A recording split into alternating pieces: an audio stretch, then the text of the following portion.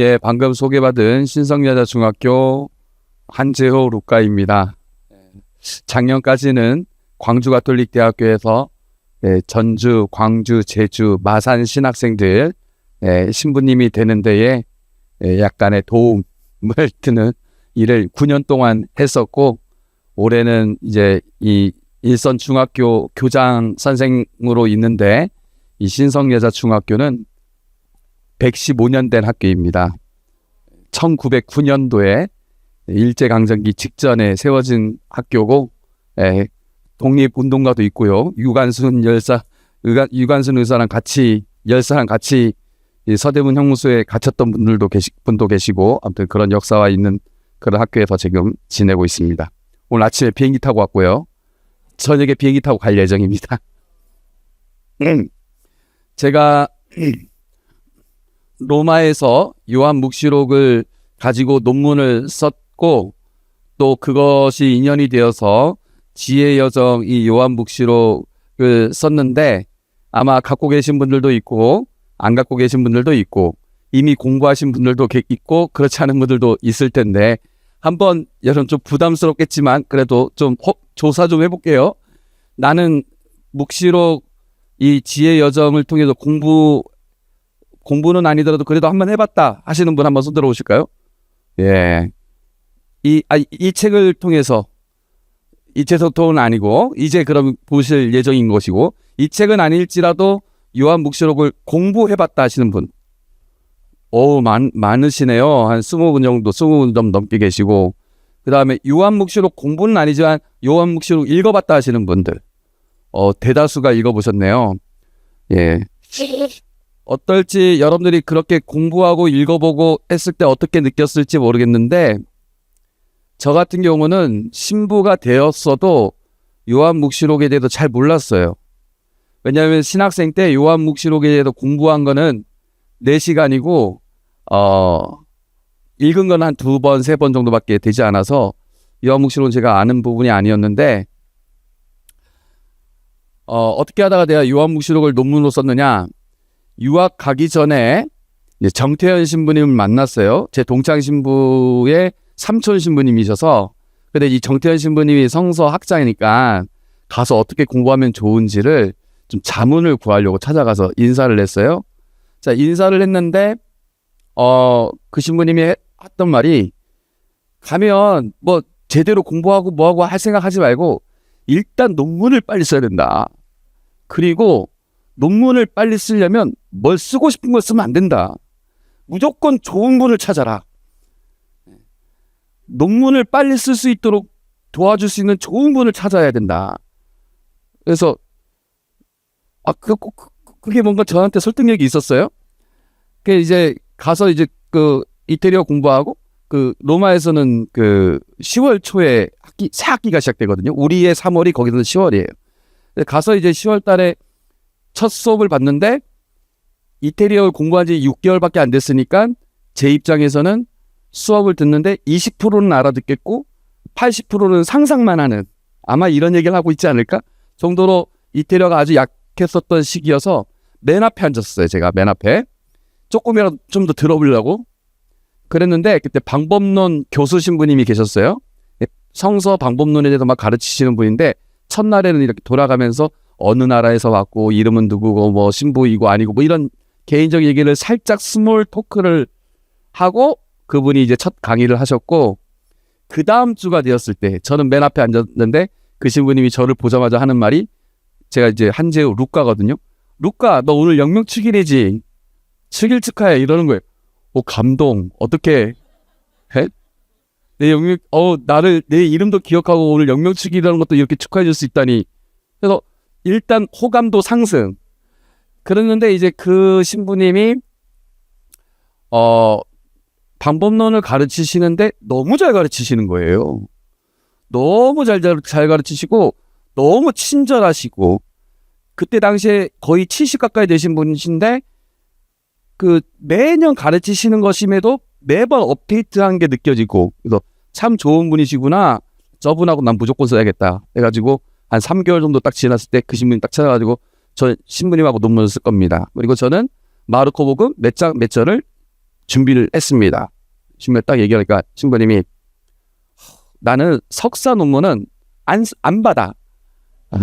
석사 논문 안 받고 너 마르코 복음 쓴다고 했지? 저기 저 폴란드 신부님하고 써. 그래가지고 그분한테 저를 넘기는 거예요. 그때 제가 뭐라고 얘기했는지 아십니까? 신부님, 저는 무엇을 쓰느냐보다도 누구와 쓰느냐가 중요합니다. 이태리어로 했어요. 그래도 누구와 쓰느냐가 중요합니다. 저 무조건 신부님하고 써야 됩니다. 그러니까 너 나랑 정 쓰고 싶으면 요한묵시록을 갖고 써. 그래서 요한묵시록을 제가 선택을 한 거예요. 그 자리에서 알겠습니다. 요한묵시 잘 모르는데. 그리고 요한묵시 여론을 느꼈죠. 막 어렵고 무섭고 이상하고. 저도 비슷했거든요. 그러니까 근데 쓸 자신은 없었지만 일단 정태현 신부님 말을 믿고 알겠습니다. 일단 들어갔어요. 들어가서 성경책을 쭉 요한묵시록을 처음부터 쭉 읽는데 요한묵시록 17장에 대창녀, 바빌론 이런 게 있는 거예요. 성경에 창녀 얘기는 나오지만 대창녀 심지어? 근데 이름이 또 바빌론? 도시 이름이야? 너무 신기해. 그전엔 안 보였던 이 캐릭터가 보이면서 이거 한번 해볼까 해가지고 신부한테 찾아가지고 저 대창녀 바빌론을 했습니다. 지금 약간 뭐 창녀라는 그 신분이나 그 직업에 대해서 비하하는 건 아니고 아무튼 저한테는 생소한 거니까 아무튼 그렇게 골라서 이렇게 얘기를 했고 신부님이 한번 써보라고 해서 했는데 보통 마테오복음 분량이 이 정도면 마테오복음이 총 28장이잖아요. 그럼 마테오복음이 이 정도면 마테오복음 주석서는 한 이 정도 돼요. 그렇죠? 로마서가 한 이 정도 분량이면 로마서 주석서가 이 정도 돼요. 요한묵시록 주석서는요. 요한묵시록이 마테오복음의 한 절반, 로마서보다 살짝 이 정도인데 마테오복음의 한 2배, 3배, 로마서의 2배, 3배. 항상 묵시록은 항상 양이 많아요. 그래서 그거를 막 이렇게 봤는데 논문 쓰고 난 뒤에 물론 어려웠지만 결론이 뭐냐? 요한묵시록 너무 재밌다. 그리고 요한묵시록 이 쓴 저자는 천재다. 그리고 요한묵시록은 어느 시대에나 시사적이다. 이런 생각을 갖게 되었습니다. 오늘 이 대림 특강 하는데 요한묵시록에 대해서 할 얘기가 너무 많기 때문에 뭘 해야 될지 지금 모르겠고 2시간에 다 할 수도 있을지도 잘 모르겠는데 아무튼 여러분들이 온 발걸음이 후회되지 않도록 잘 준비해서 시작해 보도록 하겠습니다.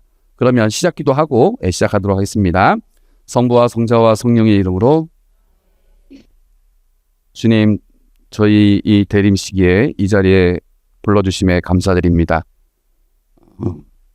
지금 세상 또 우리나라가 정말 어지럽고 각자가 다 불안한 이런 시기를 겪고 있는데 이럴 때일수록 당신 말씀 안에서 저희가 힘을 얻어 기쁘게 또 용기 있게 살아갈 수 있도록 지혜와 용기를 주소서. 우리 주 그리스도를 통하여 비나이다. 성부와 성자와 성령의 이름으로. 일단 요한묵시록에 대해서 제가 고민했던 지점은 일단 지식 전달하고 삶의 성찰, 이 강의에서 이 2가지가 다 필요한데 그렇잖아요. 일단 지식 전달도 해야 되고 알아야 될 거 아닙니까? 그 다음에 그 지식 전달을 바탕으로 어떤 우리 삶에 대해서 성찰해야 이게 대림 시기에 잘 맞는 어떤 피정 강의가 될 텐데 이 2가지 비중을 맞추기가 참 어려웠어요. 지식 전달만 하기에도 너무 양이 많아서 그런데 과감하게 이런 것들을 잘 조절을 해서 오늘 전달을 할 거고 그럼에도 불구하고 제가 여러분들에게 가장 먼저 해야 될 건 뭐냐? 적어도 이거는 해야 되지 않을까 싶습니다. 요한묵시록의 줄거리. 이건 알아야 대화가 될 거 아닙니까 우리가? 뭔 얘기를 하고 있는지는 알아야 될 거 아닙니까? 우리 뭐 마테오복음 굳이 설명 안 해도 예수님 공생활 얘기, 나중에 십자가에서 죽으신 것과 부활로 끝나는 얘기, 뭐 이런 거 그냥 의뢰 아는데 요한묵시록은 좀 우리가 생소하니까 줄거리를 말씀드리도록 하겠습니다. 요한묵시록의 줄거리. 요한묵시록의 주인공은 누굴까요? No. 성경의 줄거리, 성경에서의 주인공은 늘 변함없는 이분입니다. 예, 성부, 성자, 성령입니다. 근데 보통의 줄거리는 뭐 예수님이 주인공이 됐든 하느님, 성부, 아버지 하느님이 주인공이 됐든 성부, 성자, 성령, 삼위일체 하느님이 주인공이 됐든 하느님이 주인공이 되는데 그걸로 끝날 때도 많아요.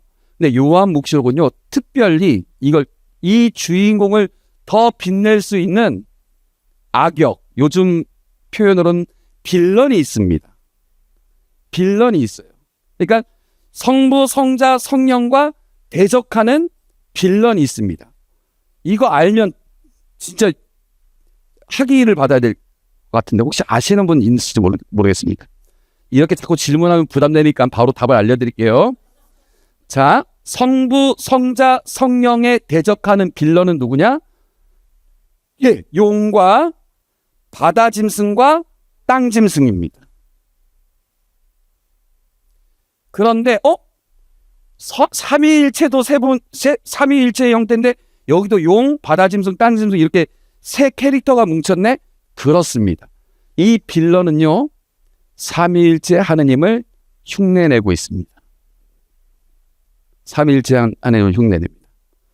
용은요, 사탄이라고도 불리고 마귀라고도 불리는 큰 뱀이라고도 불리는 말 그대로 사탄입니다. 12장에 그렇게 표현되어 있습니다. 근데 이 용이요, 이 하나님을 믿는 세력을 없애려고 잡아먹으려고 했는데 하나님이 광야로 피신시켜버립니다. 용과 여인의 얘기죠.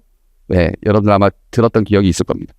그래서 하나님을 믿는 세력을 완전히 소탕하지 못하고 그 여인이 결국에 아기를 낳아버리잖아요. 이건 뭐냐? 하나님을 믿는 세력이 예수님을 이 세상에 증거하는 거예요. 선포하는 거예요. 그러니까 우리가 예수 그리스도를 내 안에 이렇게 품고 있는 것만이 아니라 진짜 신앙은 뭡니까? 내가 믿고 있는 예수 그리스도를 내 마음으로 품는 것으로 그치지 않고 그 예수 그리스도를 이 세상에 선포하고 그 예수 그리스도의 사랑이 점점 자라나게 하는 게 신앙인의 도리 아닙니까? 요한묵시록 12장에 나와 있는 이 여인은 우리가 성부님이라고 흔히 얘기하는데 1차적인 해석은 뭐냐? 하느님을 믿는 교회입니다. 교회가 예수님을 품고 예수님을 내 안에서 무르익게 한 것으로 그치지 않고 이 세상에 선포를 하고 그 예수 그리스도가 이 세상에서 무럭무럭 그 사랑이 무럭무럭 자라나게 하는 것이 필요하다 해서 여인의 표상으로 얘기한 거거든요. 어쨌거나 용은 이 여인, 이 하느님을 믿는 이 세력을 없애려고 했는데 없애지도 못했고 결국에는 이 예수 그리스도가 이렇게 이 세상에 계속 선포되고 있고 막 증언되고 있고 그걸 막지 못해가지고 용이 막 이를 갈거든요. 바다 근처에서 자리 잡아가지고 이를 갈거든요. 막 이를 갈다가 안 되겠다. 내가 직접 나서지 말고 나의 대리인을 불러야겠다 해가지고 바다에서 짐승을 불러냅니다. 그게 이제 바다 짐승이에요. 바다 짐승에게 정권을 위함. 너가 한번 해봐. 근데 이 바다 짐승은 어떤 짐승이냐면요. 머리가 7개예요. 머리가 7개인데 뿔이 10개 달렸어요. 13장에 나오거든요. 근데 이 짐승은요. 뭐라고 나와 있냐면요. 머리 하나가 치명상을 입어 죽은 줄 알았지만 금방 회복돼서 다시 살아났다. 이거 어디서 많이 들은 것 같지 않아요? 죽은 것 같지만 살아났다. 이거 뭐랑 비슷한 것 같아요? 예수님이 바로 죽었다가 살아났잖아요. 우리 예수님에 대해서는 요한묵시록 5장에 소개됐는데 어린 양이라고 소개되거든요. 살해된 것처럼 보였는데 서 계셨다. 죽은 줄 알았지만 살아나셨다. 예수님 근데 바다 짐승이 너만 그래? 나도 그래. 나 머리 하나 거의 죽었거든. 근데 나 다시 살아났어. 봐. 해가지고 이 바다 짐승이 휘젓고 다니는 거예요. 이 바다 짐승의 번호가 몇 번? 666번. 666번. 그래가지고 이 바다 짐승을 믿지 않으면 죽든지. 이렇게 해서 그러니까 사람들이 바다 짐승을 보고 야 죽은 줄 알았는데 다시 살아났네. 힘도 엄청 세네. 바다 짐승의 말을 엄청 강력한 존재네.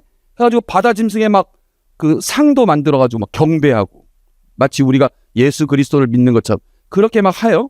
그럼 옆에 땅 짐승은 뭐 하느냐? 땅 짐승은 바다 짐승을 믿을 수 있도록 옆에서 홍보하는 역할, 도와주는 역할. 그래서 바다 짐승을 더 잘 믿을 수 있도록 막 도와주고 바다 짐승을 안 믿으면 막 겁박을 주고 이런 존재가 땅 짐승인데, 그러니까 땅 짐승은 바다 짐승을 증언하는 역할을 하는데 그거는 요한묵시대에서 말하는 성령의 역할과 똑같은 거예요. 그러니까 성부, 성자, 성령을 흉내내서 용, 바다 짐승, 땅 짐승이 빌런으로 있습니다. 그래서 세상의 양상이 어떻게 되고 있었냐면요. 이렇게 빌런인데 세상의 양상은 이 성부, 성자, 성령을 믿는 이 세력이 있는데 이쪽 용과 땅 짐승과 바다 짐승의 세력이 너무 강력하니까 이쪽은 그냥 기도 못 펴요. 완전 기도 못 펴. 이 성부, 성자, 성령을 믿는 이 세력을 여러 가지 방식으로 표현하거든요. 아까는 아이를 낳는 용이라고도 여인이라고도 표현했고 또 20장, 21장에 가면 새 예루살렘이라고도 표현이 되고요. 또 숫자로는요. 14만 4천. 14만 4천이 뭐예요? 뭐 곱하기 뭐예요? 12 곱하기 1000. 그러니까 앞선 12는 구약의 12지파. 두 번째 12는 신약의 12사도. 숫자 1000은 성경에서 숫자 1000이 뭘까요? 아니고 백인대장, 천인대장. 그러니까 백인, 천인 이거는 이제 군대 숫자 용어예요. 그러니까 구약의 전통을 이어 신약의 그 새로운 약속의 삶을 살고 있는 싸우는 교회. 하느님을 믿지 않는 세력과 싸우는 교회. 자, 그러니까 성부, 성자, 성령만 용, 땅, 바다 짐승과 싸우는 게 아니라 저 새 예루살렘이라고도 불리고 14만 4천 명이라고도 불리는 지상의 교회가 이 바다 짐승, 땅 짐승 그 위에 있는 용과 맞서 싸우는 거예요. 맞서 싸우는 거예요. 그런데 저쪽이 워낙 강력하니까 그냥 막 힘도 못 써요. 근데 자꾸 성령께서는 걱정하지 말라고, 용기를 내라고, 지혜를 가지라고, 이길 수 있다고. 그리고 하늘에서는 막 미리 이긴 것처럼 막 그래요. 계속 막 죽고 있는데 아니라고, 우리 이기고 있는 거라고, 용기 내라고 자꾸 그래요. 그 하늘에서 막 용기 내라고 막 걱정하지 말라고 막 했던 응원단이 누구냐? 셀 수 없는 무리들. 이게 누구냐? 서포터스인데 천상교회입니다. 셀 수 없는 무리들. 자, 용과 땅짐승, 바다짐승과 땅짐승을 또 믿는 세력들이 있겠죠. 그러면 저기는 새 예루살렘이자 14만 4천 명이자 아이를 낳는 여인, 곧 지상교회가 성부, 성자, 성령을 따르고 있다면 용, 땅짐승, 바다짐승을 따르고 있는 세력이 있는데 그 세력이 누구냐? 바로 제가 논문을 썼던 바빌론입니다. 바빌론. 그리고 바빌론이 중심이 되고 바빌론 중심으로 세상의 모든 통치자들과 세상의 모든 주민들이 여기를 동조해요. 그래서 이 지상의 교회로 상징되는 14만 4천 명은 아주 소수의 그런 보잘것없는 세력처럼 느껴지는 그런 대비 속에 있습니다. 자, 그 싸움의 양상은 어떻게 되느냐? 아까도 얘기했던 것처럼 이 교회가 계속 예수님을 증언하고 또 신앙을 지켜나가면서 이 맞서 싸우려고 하지만 이게 역부족이고 그렇습니다. 그러던 중에 하느님이 안 되겠다. 내가 이 바다짐승, 용, 땅짐승을 믿는 세력들을 심판해서 이들이 회개할 수 있도록 해야겠다. 그래서 회개의 심판을 내리십니다. 여러 가지 심판이 있었는데 앞선 내용은 다 생략하고 마지막 심판이 뭐였냐면은 일곱 대접을 차례로 쏟는 거예요. 첫 번째 천사가 대접을 쏟고, 두 번째 천사가 대접을 쏟고, 세 번째 천사가 대접을 쏟고, 네 번째 천사가 대접을 쏟고, 대접을 쏟을 때마다 무슨 일이 벌어지냐? 막 어둠이 깔리고, 강에 사는 생물들이 막 죽고, 막 그다음에 막 우박을 통해서 그 맞은 사람들이 죽고, 막 그러면서 이렇게 심판이 이루어지거든요. 그러면 하늘에서 그렇게 심판이 이루어지면 이루어질수록 바다 짐승보다 더 크신 분이 있구나 라고 믿어야 되는데 어떻게 하느냐?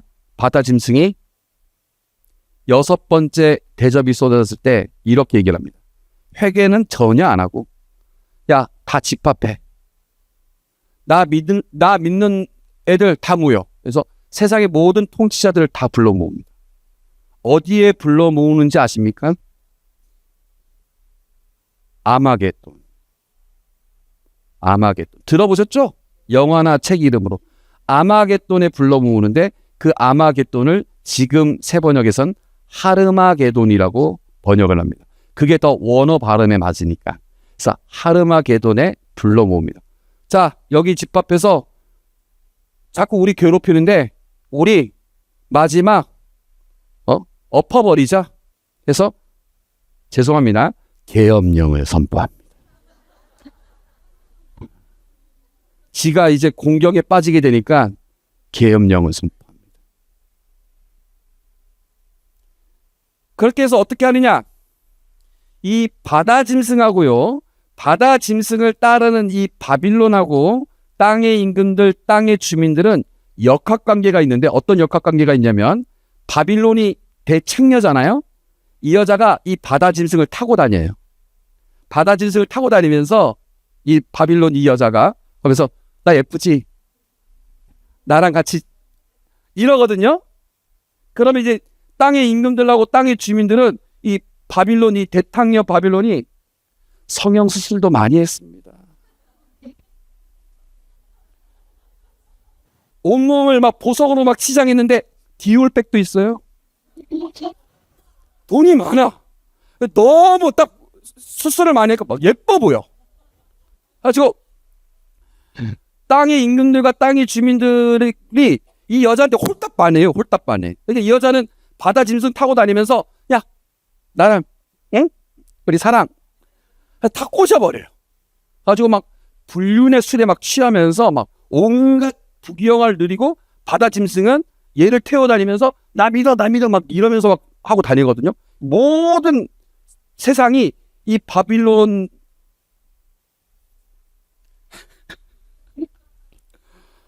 진짜 요한묵시록은 언제 얘기해도 시사적입니다. 옛날에 제가 신학교에서 이 요한묵시록 가르칠 때 제일 가르치기 쉬웠던 시기가 이 박근혜 탄핵 전국 때였죠. 너무 할 얘기 근데 그거 있죠. 뭡니까? 안진뱅이 주술살, 그 다음에 장님무사. 네? 그분은 장님무사고 그 사모님은 안진뱅이 주술사라고 그 명태균 씨가 얘기했다고 하잖아요.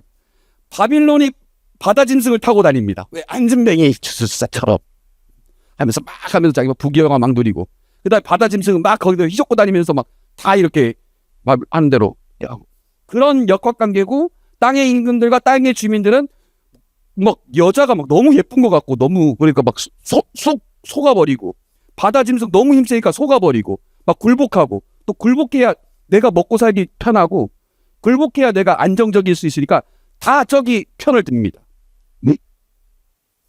그러다가 지금 어떤 시고 성부 성자 성령이 대접으로 막 계속 심판해버리니까 안 되겠다. 야, 우리 지금 야, 계엄령 선포해가지고 하르마게돈의 전투를 딱 하잖아요. 바다 짐승이 여기서부터 우리나라랑 약간 양상이 다르는데, 야, 바빌론 필요 없어. 아, 너무 거추장스러워. 해가지고 어떻게 바다 짐승이 아이고 이 옆에네. 야, 잡아먹자. 자기가 태우고 다니던 바빌론 저 여자를 잡아먹고 해가지고 야, 필요 없어. 내가 혼자 다 할 거야. 해가지고 다 불러 모여가지고 싸우러 갑니다. 그 하르마게 전투에서 가자 해가지고 딱 싸우러 나가고 이쪽에서는 예수님이 딱 나타납니다. 싸움이 어떻게 되느냐? 카운트다운 10, 9, 8 이렇게 나가야 되잖아요. 10 끝.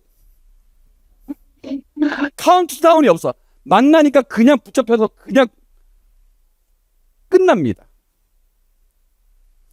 그게 묵시록 20장인가 그런데 그렇게 해서 바로 죽습니다. 바다 짐승 게임 오버, 땅 짐승 게임 오버, 바빌론 이미 오버, 땅의 임금들, 땅의 주민들 다 오버, 다 심판, 다 불못에 던져집니다. 너네 내가 지금 참고 참아가지고 지금까지 왔는데 너네가 이렇게 종말론적인 전투를 벌인단 말이야. 다 심판받습니다. 딱 한 명만 남깁니다. 누구냐? 용. 너가 이 세상의 원흉이고 사탄이 이어지고 내가 너까지 심판이야 맞는데 너 1000년 동안 유예 기간을 주겠어. 1000년 동안 가둡니다. 1000년 동안 유예 기간 줄 테니까 그 사이에 회개를 해. 그래가지고 용마저 다치고 나머지는 다 불못에 던져져서 다 심판을 받고 그럼 세상엔 누구만 남느냐? 예수님을 따르는 이들만 남아요.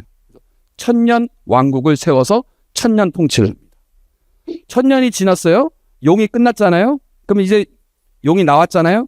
회개를 했을까요? 안 했을까요? 안 했어요. 다시 야 알죠? 2차 계엄령 해서 지금이라도 나를 따르려는 이들이 있으면 무효! 있을까요? 없을까요? 이런 와중에도 다른 사람이 있더라고요. 있어. 네? 있어요. 이런 와중에 또 있어요. 그래서 유튜버들 몇 명들하고 이렇게 불러가지고 저쪽에 어디 다 불러가지고 또 덤벼요. 너네가 안 되겠다. 해가지고 얘네마저 용마저 사탄마저 불못에 던져버립니다. 사탄이 불못에 던져지니까 자연스럽게 따라가게 되는 세력이 뭐가 있었냐면 사탄이 던져지니까 죽음도 불못에 던져집니다. 저승도 불못에 던져집니다. 만화 영화 보면 그런 거 있죠. 그 악의 세력이 막 한창 싸우다가 악의 세력이 딱 죽으면 악의 세력이랑 한창 싸울 때는 전체적으로 만화의 색깔이 무슨 색이 주로 많겠습니까? 빨간색이라든가 어두운 색깔들 막 이런 게 많겠죠. 그런데 딱 나쁜 놈이 딱 죽으면은 그 다음에는 장면이 무슨 색깔이 많을까요?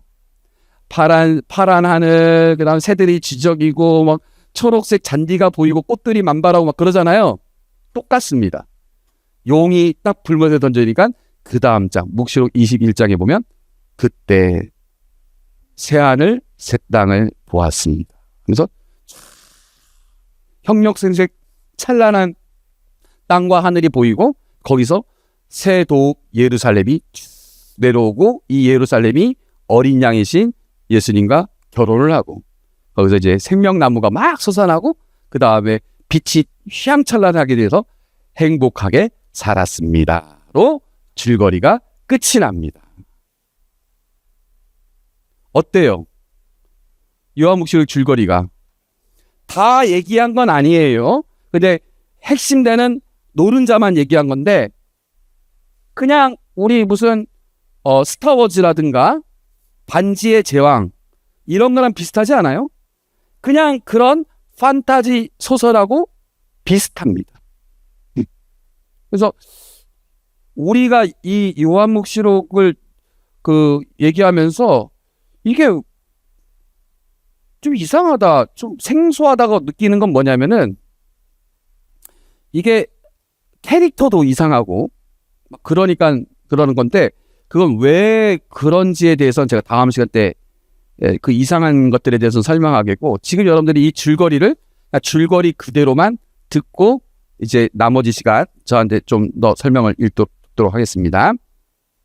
자, 이런 줄거리인데 이런 줄거리를 우리가 어떻게 받아들일 것이냐. 그래서 요한묵시록을 읽는 방식에 대해서 제가 쓴 책에도 나와 있긴 합니다만, 앞부분에 나와 있긴 합니다만, 그것에 대해서 몇 가지 말씀드리도록 하겠습니다. 첫 번째는 역사적 해석이에요. 이거는 잘못된 해석입니다. 잘못된 해석. 잘못된 해석은 뭐냐면은 요한묵시록에서 나와 있는 아까 바다 짐승, 땅 짐승 뭐 이런 거 막 있잖아요. 이런 것들이 있고, 그 다음에 666이라는 숫자도 있고, 막 바벨론도 있고, 그 하르마게돈 전투라는 것도 있고, 막 이런 것들이 있잖아요. 이런 것들을 실제 역사적 사건과 연결시키는 해석입니다. 예를 들어 보도록 하겠습니다. 1200년대에 1200년대의 시대적 배경은 어떤 배경이었냐면 유럽 사회가 두 세력으로 나눠졌어요. 하나는 우리가 믿는 이 가톨릭 쪽의 서로마 제국, 다른 하나는 그리스 정교회가 있는 동로마 제국이 이렇게 갈라졌어요. 그리고 양쪽이 완전 이제 냉랭한 시대였습니다. 그래서 이 동로마와 서로마가 서로 대립이 됐고, 심지어는 종교까지 이제 분리가 됐잖아요. 종교까지 분리됐고, 이쪽에도 황제가 있고, 이쪽에도 황제가 있고, 이렇게 서로가 이제 대립이 됐었는데, 그 대립이 극도로 커졌을 무렵에 당시 이태리 수사님이었던 한 분이 요아킴 피오레라는 사람이 있는데, 아까 얘기했던 바빌론이죠. 바빌론. 저 요한묵시록에 나와 있는 바빌론은 바로 이 시대의 동로마의 수도인 콘스탄티노플을 예언한 것이었다. 이렇게 얘기합니다. 그리고 콘스탄티노플이 이제 멸망하면 천년 통치가 이루어질 것이다. 해가지고 시한부 종말론이 이때 이 이탈리아 사회를 휩습니다. 그 다음에요. 종교개혁 시대 때요. 종교개혁 시대 때 프로테스탄트, 이 종교개혁을 했던 프로테스탄트에선 어떻게 하냐면 숫자 666 있죠. 666. 아까 666이 정체가 누구를 가리켜, 누구의 숫자라고 했죠? 바다 짐승의 숫자거든요. 바다 짐승, 예수 그리스도를 흉내냈던 바다 짐승의 숫자인데 나쁜 놈이죠. 하르마게돈 전투의 그 빌런이었고. 근데 이 666의 숫자는 어떤 숫자냐면 게마트리아로 만든 숫자입니다. 게마트리아라는 건 뭐냐면 A, B, C, D, E, F, G, H, I, J 이렇게 있으면 A는 1, B는 2, C는 3, D는 4, E는 5, F는 6, F, G, G는 7, 그 다음에 G, H 8, 그 다음에 I 9, 그 다음에 J는 10, K는 20, L은 30, 이렇게 숫자 A부터 시작해가지고 Z까지 1, 2, 3, 4, 5, 6, 7, 8, 90, 10, 20, 30, 40, 50, 60, 70, 80, 90, 100, 200, 300, 400 해가지고 알파벳에 숫자를 붙여요. 그러면 H, A, N 하면 아까 제가 이름이 한씨니까 H, A, N 하면 아까 H 숫자 9에다가 A 숫자 1에다가 N은 숫자 20 붙이면은 제 숫자가 제 성이 숫자 30이 되는 거예요. 그런 식으로 알파벳을 직접 쓰기에는 좀 껄끄러워서 이제 숫자로 환산해서 쓰는 거를 게마트리아라고 합니다. 그런데 그 게마트리아로 하는 게 우리 어렸을 때도 하지 않았어요? 제 이름 이제 한재호 하면 숫자 몇몇몇 하고, 제가 좋아하는 여자의 이제 마리아 하면 몇몇몇 해가지고 둘이 하면서 우리 궁합이 85점이네 그런 거 하잖아요. 그런 것처럼 서양에도 있거든요. 예를 들어서 폼페이에 보면 나는 345를 사랑해, 이런 낙서가 있어요. 그거는 이제 알파벳을 숫자로 바꾼 거죠. 그러니까 666도 어떤 특정 이름을 알파벳으로 바꾼 거예요. 학자들이 생각하기에 숫자 666은 카이사르 네로, 그러니까 네로 황제의 숫자입니다. 카이사르 네로라는 말의 히브리어를 숫자로 바꾸면 666이 돼요. 그래서 바다 짐승은 로마 황제 권력을 뜻합니다.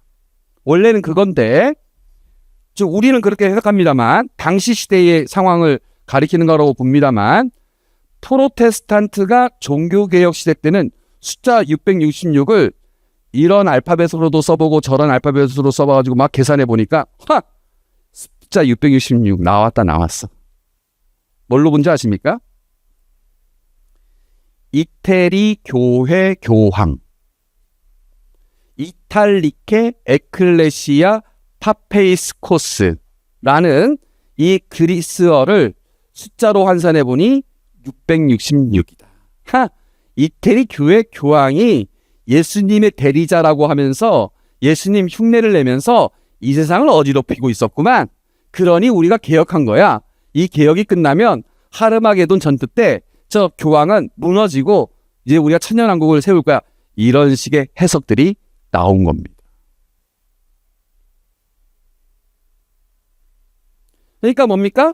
지금 우리가 겪고 있는 이 사건들과 요한묵시록의 사건을 막 연결시키는 거예요. 그런데 아까 666이 이런 알파벳도 환산하면 660이 될 수 있고 저런 알파벳도 환산하면 660이 될 수 있잖아요. 가톨릭에서도 연구를 했어요. 한번 찾아보자. 했더니 웃기고 있네. 이태리 교회 교황 마르틴 루터를 숫자로 바꾸니까 666이더만. 그래서 루테라나라는 이 마르터 루터의 이제 그리스어로 환산해 봤더니 그리스어를 600 했더니 666이었다. 이렇게 해석을 하고. 사담 후세인 아세요? 사담 후세인. 누구죠? 이라크에 옛날에 약간 이제 문제가 많았던 80년대 말 90년대 초에 뭐 이렇게 이란 이라크 전쟁할 때 막 나왔고 뭐 그랬었던 사람 있잖아요. 미국에서는 그 사담 후세인 아주 싫었을 거 아닙니까? 그때 미국의 아주 그런 극우 성서학자가 뭐라고 했냐면 사담 후세인이 바로 바빌론이다.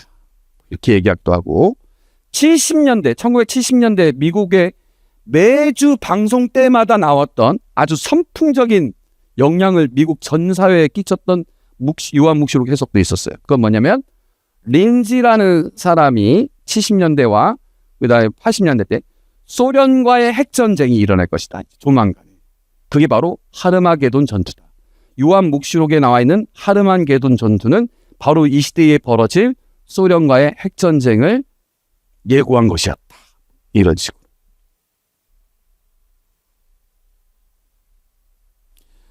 어떤 사람은 걸프전이 그랬다는 등으로 얘기하고 또 여호와의 증인도 그래요. 여호와의 증인 어떻게 했습니까? 여호와의 증인도 이제 조만간 묵시록을 읽어보니 하느님의 심판이 있는데 이 심판이 이루어질 것 같다 했는데 1차 세계대전이 터져버린 거예요. 그 사람들이 성경 말씀이 이루어졌단 말이야? 그 다음에 묵시록을 보니 또 다른 심판이 있구만 했는데 2차 세계대전이 터져버린 거예요. 진짜네 하면서 그때 미국 사회에 여호와의 증인이 팍 커버린 거예요. 여러분들 여호와의 증인들이 모이는 왕국회관이라고 하죠. 왠 줄 아세요? 아까 천년왕국이 언제부터 일어난다고 했어요? 하르마게돈 전투가 끝나고 용이 갇혔을 때 천년왕국이 시작하잖아요. 그때 이미 천년왕국이 시작했다고 지금 자기는 지금 믿고 있는 거예요. 지금.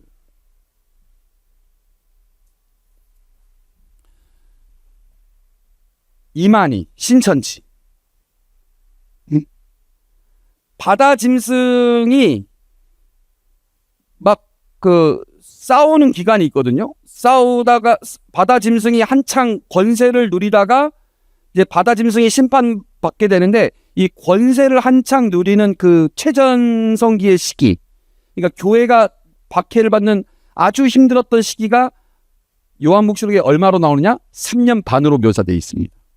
3년 반이 지나면 심판이 일어나고 하르마게돈 전투가 일어나고 뭐 그렇게 3년 반이라고 볼 수 있는 그 시기가 있는데 이만희가 뭐라고 한지 아십니까?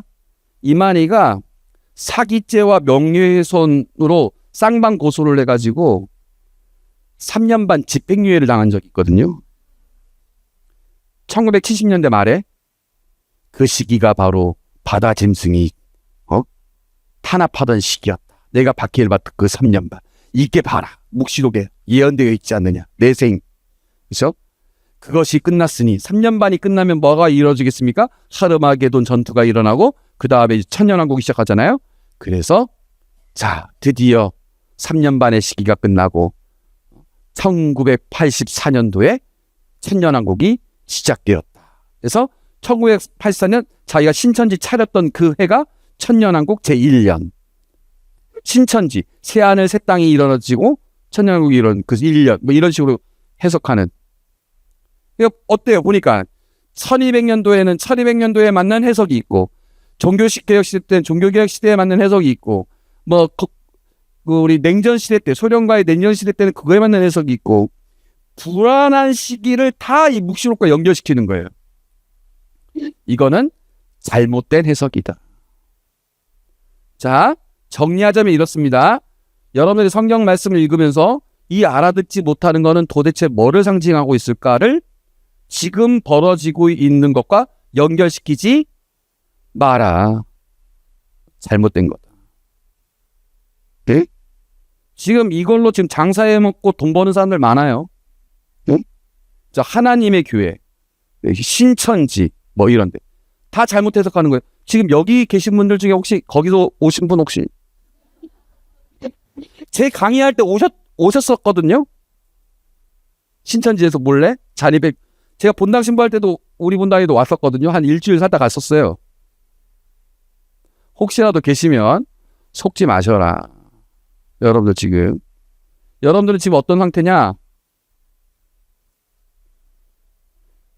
일종의 사상적 자살에 이르고 있는 겁니다. 네, 저 노란색 보이죠? 일종의 사상적 자살, 환상적인 해석이어서 네, 사람들이 속기가 딱 좋죠. 잘못된 해석입니다.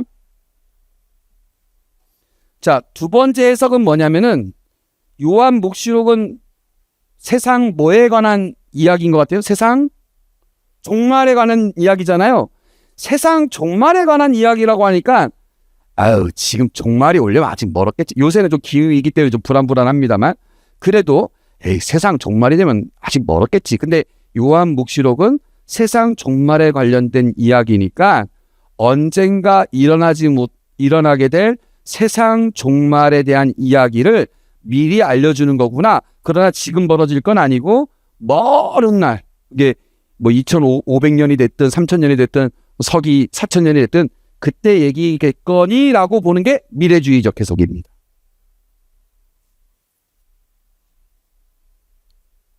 자, 이것도 간단하게 얘기하겠습니다. 자, 세상 종말에 관련된 얘기라고 보고 세상 종말에 관련된 얘기가 세상 종말이 만약 2500년에 벌어진다면 2500년에 벌어질 일과 지금 여러분들이 지금 살고 있는 것과 관련이 있어요? 없어요? 우리 아들의 죄송합니다. 아들딸들이 겪을 일이지 저하고는 상관없잖아요. 만약에 제 아들딸이 관련될 일인데 그 관련된 일을 제가 미리 읽는들 이 책이 나하고 상관이 있어요? 없어요? 나랑 상관없는 책을 내가 왜 읽겠습니까?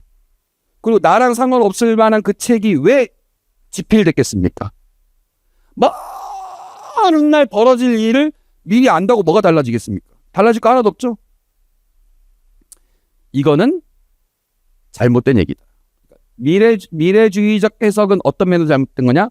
요한 묵시록은 미래에 관한 보고서가 아니다라는 겁니다.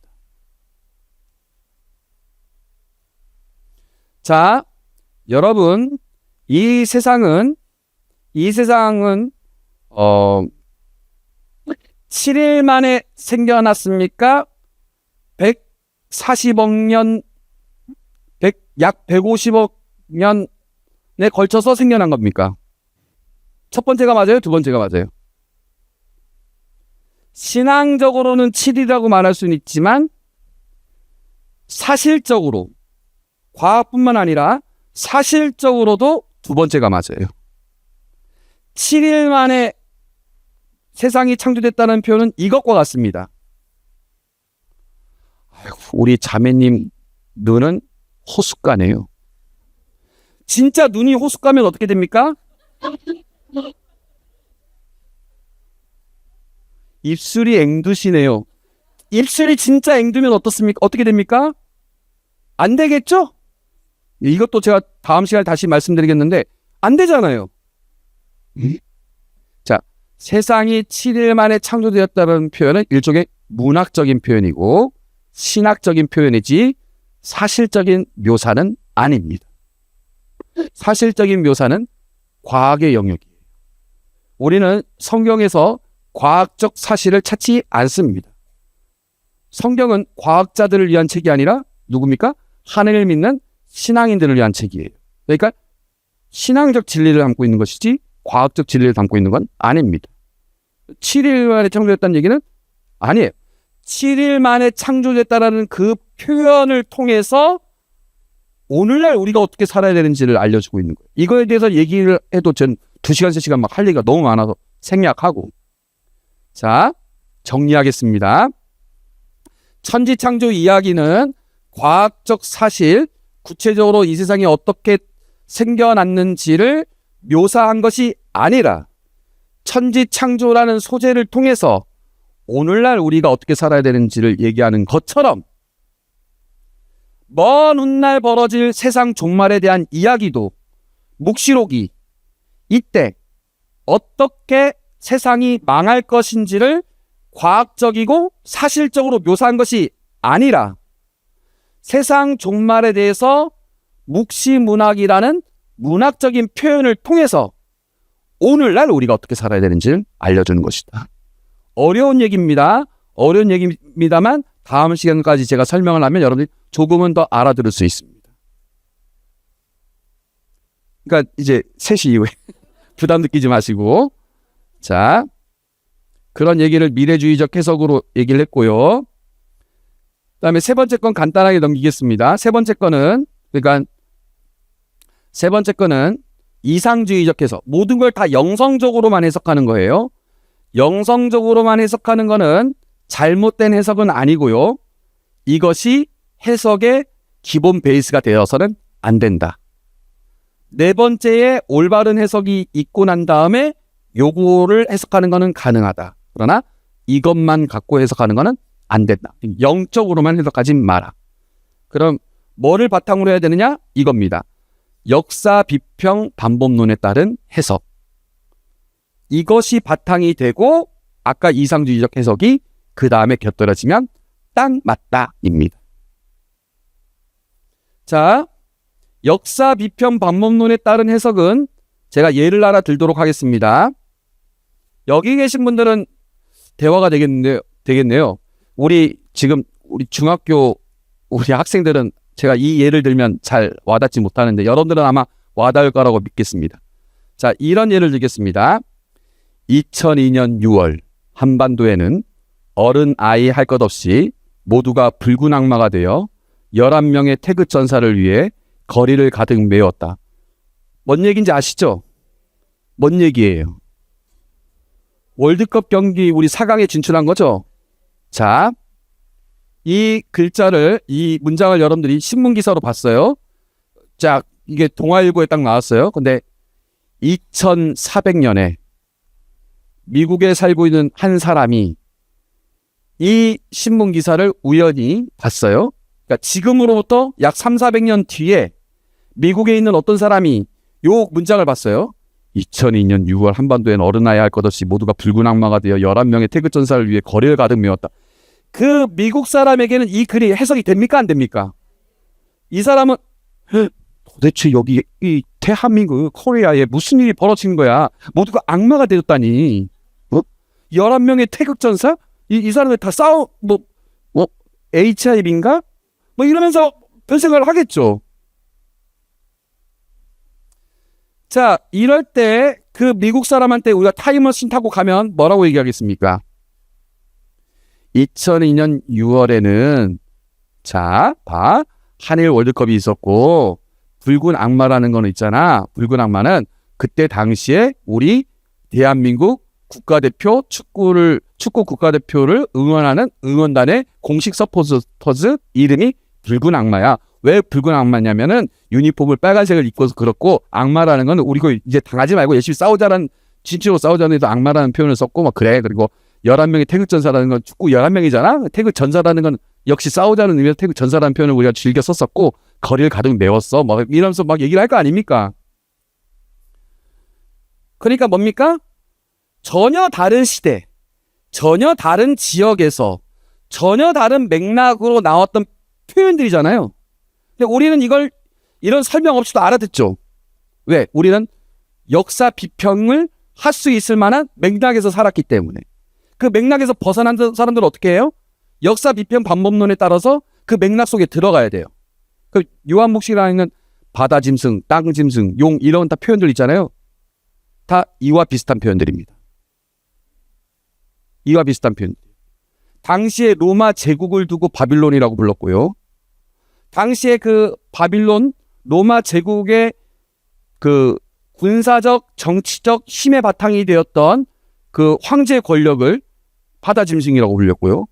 이 바다 짐승, 이 황제를 더 잘 숭배하도록 옆에서 막 조장했던 그 에페소를 중심으로 한 소아시아의 그 의회들, 그 의회를 이제 땅 짐승이라고 불렸고요. 이런 배경들이 다 있는 겁니다. 그리고 더군다나 여러분들 저 문장을 읽었을 때 마음이 어떻습니까? 그래 맞아 저런 문장이 있어 이렇습니까? 아니면은 저 문장을 들을 때 뭔가 뭉클하고 감동이고 설레고 뭐 그렇습니까? 그런 감정적인 게 있죠. 왜 있습니까? 우리가 한반도의 거리를 가득 메웠을 때가 언제야?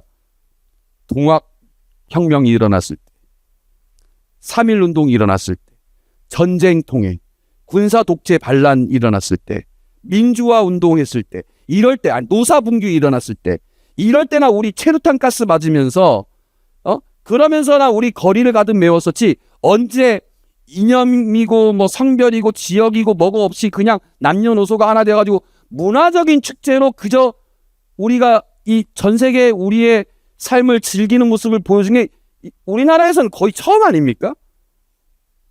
대단한 성과였던 거예요. 그러니까 우리 벅차지 않습니까? 그러니까 이 문장 안에 그러한 감정적인 것이 있다는 것을 우리는 알아요. 왜? 역사적 맥락을 우리는 겪고 있기 때문에. 그렇잖아요? 요한묵시록도 마찬가지입니다. 그 역사적 맥락을 겪고 있는 사람들에게는 이 글이 이상한 글이 아닌 거예요. 재미있는 글이고 감동적인 글인 거예요. 위로가 되는 책이고. 그게 우리는 그런 역사적 맥락에 없기 때문에 어떻게 해야 되느냐? 역사 비평 방법론에 따라서 그 맥락 속으로 들어가야 됩니다. 그렇게 해서 요한묵시록을 읽으면 감동적이게 된다. 그래서 두 번째 시간 때는 그 역사 비평 방법론을 다 설명할 수는 없고 그 중에 핵심적인 부분을 여러분들과 나누도록 하겠습니다. 자, 요한묵시록에 대한 줄거리와 요한묵시를 읽을 때에는 지금 그 유사 종교, 사이비 종교들이 하는 방식 혹은 먼 훗날에 벌어질 것 같은 방식 이렇게 해석하지 말고 당시 역사적 맥락 안에서 읽어야 되고 그런 역사 비평 방법론에 따라서 읽고 난 다음에 영성적으로 되새기면 좋겠다 이렇게 말씀드렸고요. 역사 비평 방법론, 역사적 맥락 안에서 봤을 때에는 바다 짐승은 로마 황제 제국, 그 다음에 로마 황제, 그 다음에 이제 바빌론은 로마 제국, 그 다음에 이제 땅 짐승은 소아시아, 그러니까 지금으로부터 터키, 튀르키예 그 나라에 있는 거기에 있는 의회들 뭐 이렇게 얘기할 수 있다라고 지난 시간 말씀드렸습니다. 이제 그러면 역사 비평 방법론에 따라서 읽었을 때 가장 중요하게 읽어야 될 게 뭐냐? 이것은 묵시문학이라는 차원에서 읽어야 된다라는 것입니다. 자, 책은 종류에 따라서 읽는 방법이 달라요. 요거는 과학 실험 보고서입니다. 두 번째 책은 이건 무슨 글인 것 같아요? 연애 편지. 어떻게 쓸지 이제 다 까먹었죠? 자, 이거는 이제 소설. 그 다음에 이거는 광고. 요거는 이제 일기입니다. 같은 소재라 할지라도 어떤 글의 성격이냐에 따라서 이 쓰는 것도 읽는 것도 다릅니다. 예를 들어서 안경을 갖고 쓴다고 하면 과학 실험 보고서에서는 안경에 대해서 이렇게 쓰겠죠. 이 소재와 이 소재를 결합해 가지고 어떻게 몇 도시에 가열을 했더니 이 안경 렌즈가 탄생됐는데 그 렌즈는 어디에서는 구부러짐이 어떻게 되고 먼 어떻게 되고 굵기는 어떻게 되고 뭐 이렇게 됐다. 뭐 1차 실험 성공, 2차 실험 성공. 그러므로 배율은 어떻게 조합하고 어떠한 어떻게 가열을 하고 뭐 이런 식으로 쓰는 게 안경에 관한 과학 실험 보고서의 내용이겠죠. 연애 편지는 에서 안경이 나오면 어떻게 될까요?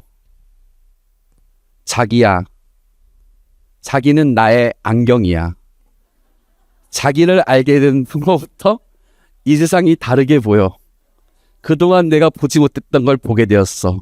내 안경, 자기. 이러겠죠? 에? 이제 새록새록 생각납니까? 그 이로부터 받았던 편지가? 자, 세 번째 소설. 소설에서는 안경이라는 소재를 갖고 아마 이렇게 할 거예요. 우리 아버지가 애지중지 갖고 있던 뿔테 안경 유난히 굵었었지. 그것을 내가 아버지의 유품으로 소중히 간직했어. 아버지는 이거를 자기가 줄 수 있는 유산이라 생각하라며 남겨주셨지. 그런데 내 아들이 그 안경을 분질러 버렸네. 분질렀더니 뿔테 안경 속에 조그만 종이가 나오네.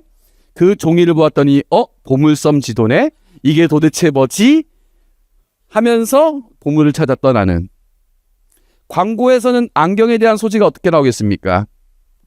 이 안경을 끼면 유재석이 끼는 안경으로서 못생겼던 사람도 공부 잘하게 보이고 뭐 그런 거죠. 가벼우면서 단단하고 어쩌고 저쩌고 하면서 막 이렇게. 그 일기. 옆에 짝꿍들은 다 안경을 썼는데 나는 안경을 안 썼다. 나도 안경을 쓰고 싶었다. 그걸 주구장창 컴퓨터만 봤다. 그래서 눈이 결국 나빠졌다. 드디어 오늘 안경을 맞췄다. 기분이 참 좋다. 이런 식으로. 자, 우리는 이 글이 어떤 글이냐에 따라서 똑같은 소재일지라도 기대하는 바가 다릅니다. 예를 들어서 연애 편지를 받았어요. 연애 편지를 받았는데 그 글이 이거예요. 자기야, 이 안경은 유재석이 쓴 바로 그 안경이야. 이 안경을 끼면 못생겼던 애도 갑자기 잘생기게 보이고 이 안경은 너무 가볍고 좋아. 이 안경 한번 사봐. 이러면은 연애 편지가 감동적일까요? 왜? 읽는 사람은 연애 편지 안에서 기대하는 바가 있는데 이 안경이라는 소재를 마치 광고처럼 내버렸기 때문에 실망하게 되죠. 과학 보고서를 썼는데 이 뿔테 안경을 꺾었더니 종이가 나오고 어쩌고 소설이 나오면 이해가 안 되는 거죠. 자, 그러니까 그 문학적인 특성에 맞게 똑같은 소재도 우리가 해석하는 게 다르고 읽는 방식이 다른 겁니다. 그러면 요한묵시록은 어떤 거냐? 요한묵시록은 묵시문학이라는 장르예요. 그러면 요한묵시록에 나오는 어린 양이라든가 바다짐승이라든가 땅짐승이라든가 창녀이면서도 바빌론이라고 불리는 이 정체라든가 이런 것들에 대해서 묵시문학적으로 알아들어야 된다는 얘기입니다. 그러지 않으면 이해도 감동도 없습니다. 그런데 우리 신천지 같은 데서는 이걸 마치 무슨 정감록처럼 미래 예언 보고서 혹은 무슨 제3의 물결이라는 옛날 미래학자 엘빈 토플러가 말하는 어떤 미래 보고서처럼 알아들으면 안 된다는 겁니다. 그래서 묵시록을 읽을 때에는 다르게 읽어야 된다는 점을 이제 말씀드리도록 하겠습니다. 묵시록이라고 말하는 이유는요, 요한묵시록 자체의 제목이 묵시록이라고 입니다. 요한묵시록 1장 1절에 보면 제목이 나와요. 예수 그리스도의 계시. 근데 이 계시라는 말이 아포칼립스라고 써져 있습니다. 그래서 책 제목 자체가 묵시록입니다. 예수 그리스도의 묵시록. 저자가 그렇게 이미 지었습니다. 묵시록이라는 말의 뜻은 베일을 벗기다라는 말인데 이 말에 대해서는 뭐 생략하도록 하겠습니다. 자, 그러면 묵시문학 듣기는 많이 들어봤죠. 근데 묵시문학이라는 말을 여러분들이 묵시문학에 대해서 설명해봐 라고 하면 여러분들 설명할 수 있어요? 너무 어렵죠. 오늘 여러분들 한 문장으로 요약하도록 하겠습니다. 묵시문학이란 무엇인가? 아주 쉽게 제가 여러분들 이렇게만 얘기하면 된다. 자, 뭐냐? 묵시주의를 표방한 문학작품 혹은 표현 방식. 이렇게 얘기하면 됩니다. 쉽죠? 문제는 뭐냐? 그럼 묵시주의는 뭐냐? 이게 문제잖아요? 그럼 이렇게 얘기하면 됩니다. 묵시문학 안에 담겨있는 사상. 쉽죠? 네. 그러면 묵시주의를 갖고 있는 이 문학작품, 이 표현 방식이 도대체 뭘까? 자, 이거는요, 글씨가 깨져서 그러는데, 제가 설명으로 하도록 하겠습니다. 자, 안 보이는데, 옛날에 보면, 좀 짙은 색이 있죠? 짙은 색이 이제 그리스 제국에서 이스라엘을 통치했던 거였습니다. 그런데 이 이스라엘을 통치했는데 저 위에 있는 세력들이 밑에까지 쭉 내려와 통치했는데 그때가 언제까지 통치했냐면은 기원전 2세기까지 통치했습니다. 약 1600년, 160년 경까지. 근데 그때가 한창 어떤 때였냐면은 안티오코스 에피파네스, 안티오코스 혹은 4세 같은 사람이에요. 이 안티오코스 4세 시대 때가 이 점령기의 최고조에 있었습니다. 어느 정도냐면은 갑자기 이스라엘 땅에서 뭘 했냐면 경기장을 지어. 그리고 너희들도 이제는 경기 방식을 그리스 제국 방식으로 해. 다 알몸으로 경기를 해. 옛날 우리 올림픽 보면 알몸 경기 했었잖아요. 똑같이 해, 너네들. 자, 너희 여기에 신전세와 다 신전사 가지고 돼지고기 바쳐 이러고 예루살렘 성전 저것도 괜찮은데 야 저기 있는 거 안에 그거 다 꺼내. 야 우리 가져가. 이러면서 약탈하고 그리스 방식의 생활을 막 욕을 냈었어요. 그걸 욕을 하고 그러면 이제 막 1인 시위하고 분신 막 하고 막 별별 일을 할 거 아닙니까? 그러면 다 필요 없어. 말 듣지 마. 야 저거 죽이고 막 그랬었단 말이에요. 그런 게 막 몇 년 동안 있었어요. 몇 년 동안 있었냐면 3년 반 동안 있었는데 그 내용이 어디에 나왔는지 아세요? 마카베오기 상하권에 그 내용이 나와 있어요. 자, 그러던 시기가 되면 여러분 그렇게 막강한 권력이 그 부당한 것을 강요하고 그 부당한 것을 들어주지 않았을 때 죽이거나 괴롭히거나 제재를 가하면서 한마디로 박해가 이제 성행해서 하느님을 양심껏 믿는 것이 도저히 불가능할 때 그리고 하느님을 믿게 되면 완전히 위축이 돼가지고 사회생활 자체가 불가능해지고 오히려 죽게 되고 우리 아들이 죽게 되고 우리 딸이 죽게 되고 우리 아내가 죽게 되고 우리 남편이 죽게 되는 그런 상황이 되면 여러분 어떤 의문점이 생길까요? 여러분들이 속으로 생각하는 바로 그것들입니다. 저는 마음을 읽을 수 있습니다. 대답 안 하셔도 됩니다. 바로 그것입니다. 세상이 끝날 것만 같은 절망이 신앙을 무력하게 하는 상황에서 지상의 권력 앞에서 하느님은 왜 이렇게 무력하시기만 할까? 과연 우리의 운명은 이대로 사라지는 것인가? 하느님은 악을 보고도 왜 모른 채 하시고 믿음을 지키는 이들을 보호하시지 못하는가? 이런 물음에 대해 등장한 사회 종교적 이념이 묵시주의이고 이런 묵시주의를 독특한 표현법으로 만든 문학작품 혹은 표현 방식이 묵시문학입니다.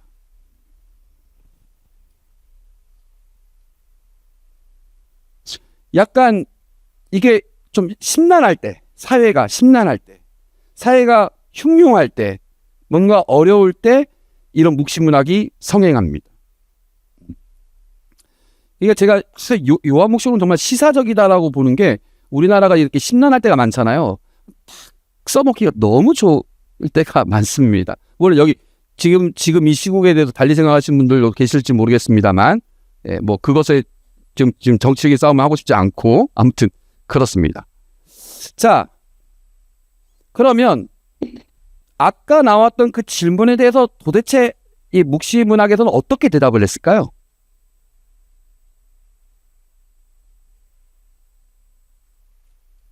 자, 글씨가 작긴 합니다만 글씨 보이는 부분들만 중심으로 해서 저와 함께 읽어보도록 하겠습니다. 자, 숫자 1 시작. 하느님께서 무력하게 보이기는 하지만 그것은 어디까지나 인간의 관점이다. 두 번째는 하느님께서는 인간이 생각하는 것과는 다른 관점을 가지고 역사에 대한 계획을 펼치신다. 예를 들어서 이거예요. 제가 제 5살짜리 제 조카 애를 데리고 치과를 가요. 얘는 어떻게 될까요? 이제 그 다음에 치과에 딱 들어가는 순간 얘는 어떤 반응을 보일까요? 엄청나게 울겠죠? 세상 끝날 것처럼. 저는 얘를 안심시키겠죠? 야, 무섭지 않아. 괜찮아. 안 아파. 이럴 거 아니. 자, 치과라는 그 공간에 대한 얘가 보는 관점과 제가 보는 관점은 다르죠? 누구의 관점이 더 객관적이고 더 맞는 거죠? 아이요? 아이는 지금 자기 죽이겠다고 얘기 데리고 온 걸로 지금 착각하고 있는데요? 거기가 애 죽이는 장소입니까? 애 죽이는 장소 아니라 애 살리는 장소 아닙니까? 아니, 주사 놓는 거 지금 주사 놓는 거 아파하시는 주사 공포증 있는 분들은 죄송합니다만 주사 이거 딱 놓는 게 이게 그렇게 죽을 일입니까? 그런 건 아니지 않습니까? 그러니까 아이가 보는 관점이 있는 반면에 거기서 야 그게 아니라 사실은 이런 거야 라고 보는 게 어른의 관점 아닙니까? 마찬가지로 똑같은 상황에 대해서 인간이 보는 관점과 하느님의 보는 관점이 다르다는 겁니다.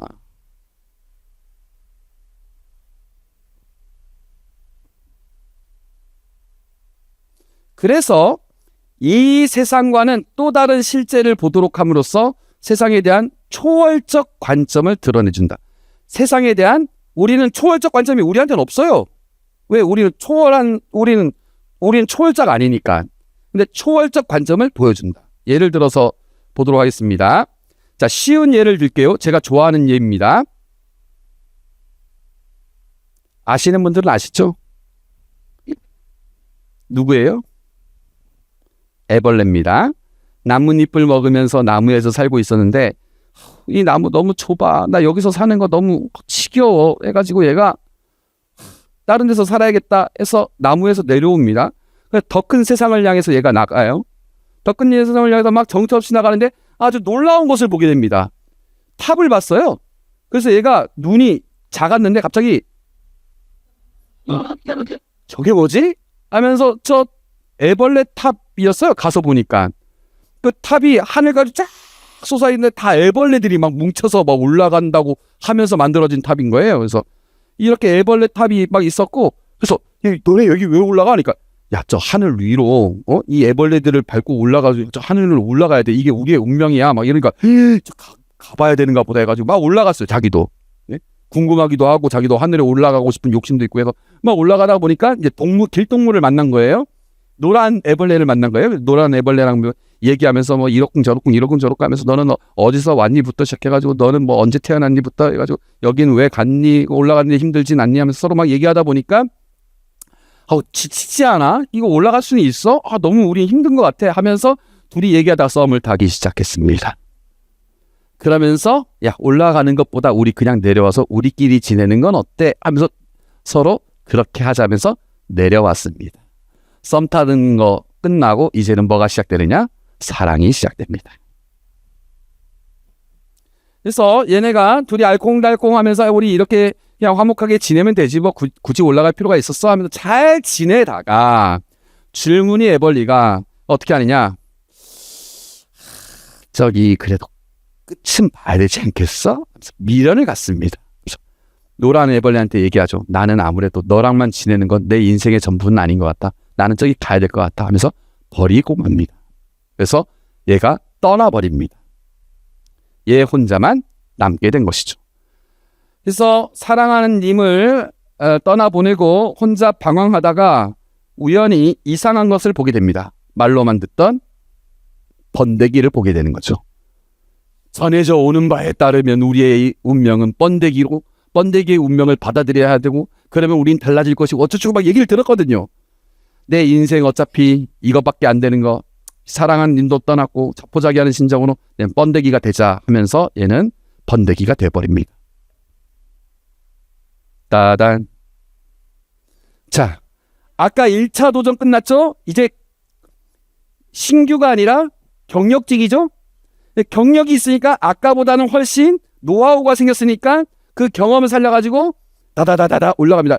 1분 응선, 2분 응선, 3분 응선, 4분 응선, 5분 응선, 6분 응선, 7분 응선, 8분 응선 올라가는 거예요. 어떻게 하면 더 효과적으로 다른 애벌레를 짓밟고 올라갈 수 있는지 하면서 올라갔어요. 8분 응선, 9분 응선까지 막 쭉 가는데 보니까 막 깜짝 놀라는 거예요. 왜? 저기 9분 응선, 10분 응선에 있는 애벌레들이 막 떨어지는 거예요. 떨어집니다. 아무것도 없어. 하면서 설마 아무것도 없다니 우리가 어떻게 고생을 여기까지 왔는데 근데 계속 막 떨어지는 거예요. 제대로 올라가는 거 맞나? 그래도 내가 여기 고생해서 왔는데 그래도 끝은 봐야 되지 않겠어 하면서 계속 올라가는데 더 놀라운 게 있었어요. 짜잔. 다시 눈이 뭐예요? 나비가 촥 나타나가지고 자기는 진짜 고생하면서 막 올라왔는데 얘는 우아하게 팔랑팔랑거리면서 그래서 막 나니 아니 쟤는 왜 이렇게 쉽게 올라가? 쟤는 도대체 뭐야? 하면서 딱 보는데 얘가 안 떠나. 나비가 안 떠나 계속 자기를 쳐다보는 거예요. 네? 그게 어떻게 쟤가 왜 날 쳐? 근데 있죠 여러분들. 모습은 바뀌었지만 뭐는 달라졌냐? 눈빛은 같아. 알죠? 네? 30년 전에 그 남자의 눈빛 30년 전에 그 여자의 눈빛 그건 안 바뀌었어. 얼굴은 쭈글쭈글 했었지라도 배는 나왔을지라도 그 눈빛은 그대로. 어디서 많이 봤던 저 눈빛인데 막 날개짓을 하면서 뭐라고 하는데 이미 존재 자체가 바뀌었으니까 언어도 달라요. 나비의 언어가 막 어쩌고 막 얘기하는데 저게 뭐지 하면서 했는데 얘가 자꾸 날개짓하면서 뭐라고 하니까 얘를 쫓아갑니다. 그래서 얘가 인도한 대로 쫓아가는데 자, 저 어디서 왔죠? 오늘 비행기 타고 어디서부터 왔죠? 예, 이 애벌레는 참고로 제주도 애벌레입니다. 어디로 감수강? 눈빛이 어디서 많이 보던 눈빛인데 하면서 쫓아갑니다. 갔더니 말로만 듣던 번데기를 받고 이 나비의 눈빛을 믿으며 얘도 올라갑니다. 그리고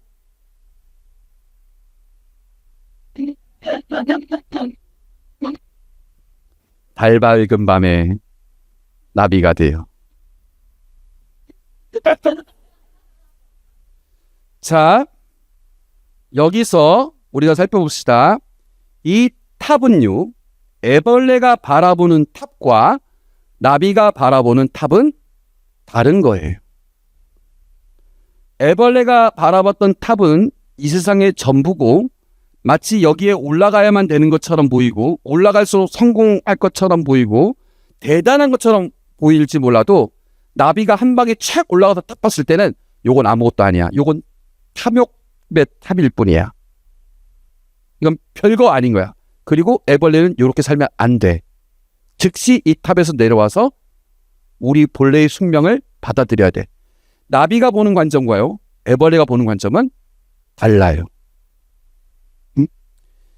여기 서울에 살다 보면은요, 이 서울 살고 계신 분들한테 좀 죄송할 수도 있어요. 서울에 살다 보면 어떤 유혹을 많이 겪게 되냐면은요, 지하철을 타도, 자동차를 타고 지나가도, 버스를 타도, 길거리를 지나보면 광고판들이 너무 많아요. 네? 뭐 무슨 지오 아파트, 뭐 무슨 옷, 예? 무슨 가방 막 있잖아요. 그럼 거기에 나와 있는 그 광고 CF의 모델들은 다 웃고 있어요. 근데 그게 우리한테 어떤 암암리에 우리에게 어떤 메시지를 주냐면요. 야, 이 아파트에 사니까 난 너무 행복해. 나 이 옷을 입으니까 난 너무 근사해졌어. 나 이 가방을 입으니까 나도 뭔가 된 것 같아. 너네도 사. 이거잖아요. 뒤집으면 뭡니까? 이 아파트에 살지 않으면 넌 불행할걸. 이 가방을 너 사지 않으면 너 초라할걸. 이 옷을 입지 않으면 너는 사회에서 변변치 않은 사람일걸. 이라는 생각을 암암리에 갖게 되는 거예요. 그거 어떻게 되겠어요? 나도 저거 가져야 돼. 나도 저거 사야 돼. 나도 저거 누려야 돼. 이러지 않겠습니까? 방송에서 보이는 거 유전무죄, 무전유죄의 상황을 보면 돈이 있어야 되는구나. 사회가 자꾸 새로운 관점을 줘요. 세속적 관점. 이걸 가져야 돼. 이걸 누려야 돼. 이걸 얻어야 돼. 그러려면 우리가 더 높게 올라가야 되고 권력을 쟁취해야 되고 그러려면 우리가 어떻게 해? 때로는 거짓말도 쳐야 되고 때로는 굴복해야 되고 못하면 정 맞는 것이고 나서면 안 되는 것이고 조용히 입 다물어야 되고 그 다음에 동조해야 되고 응원해야 되고 편들어야 돼. 어둠의 경로로. 그렇게 해서 나중에 가지고 좋은 차 타고 딱 땡땡거리면 아무도 우리한테 말을 못해. 왜? 우린 힘을 가졌으니까. 이게 지상의 관점이에요. 거기에 다 굴복해요. 반면에 양심적으로 사는 사람들은요. 네? 정직하게 사는 사람들은요. 진실하게 살려고 하는 사람들은요. 지킬 거 다 지키면서 사는 사람들은요. 독립운동가의 후손들이 잘 삽니까? 못 삽니까? 친일파자들이 잘 살지. 네? 이럴 때 우리는 의문을 갖잖아요. 도대체 뭐지? 이해도 되는 건가? 하느님은 이렇게 가만히 놔두는가? 이게 인간의 관점이라는 겁니다.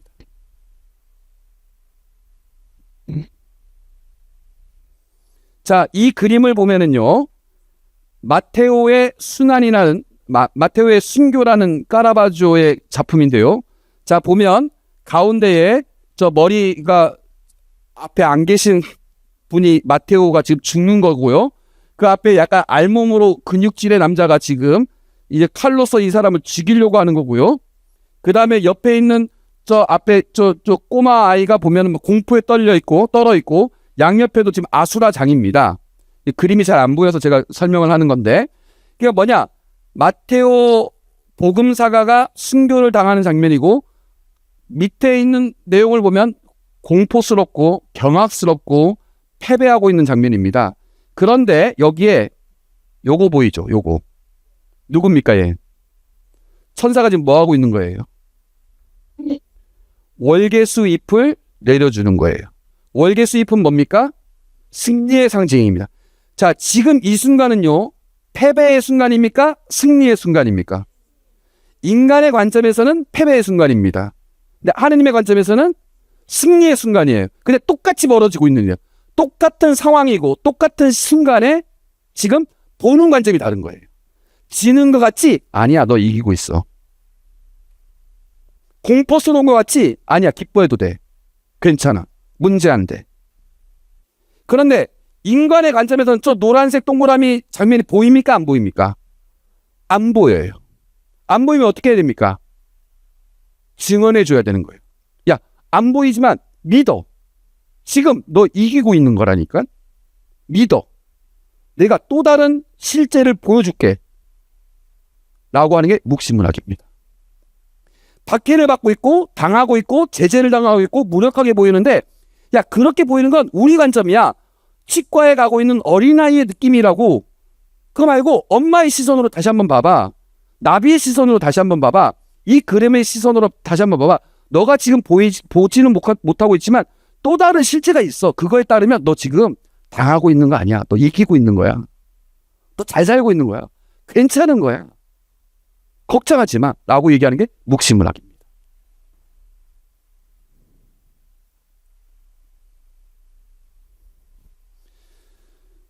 선상세계에 대한 묘사와 종말론적인 사건들이라는 것은 사실 우리한테는 안 보이죠. 느껴지지 않죠.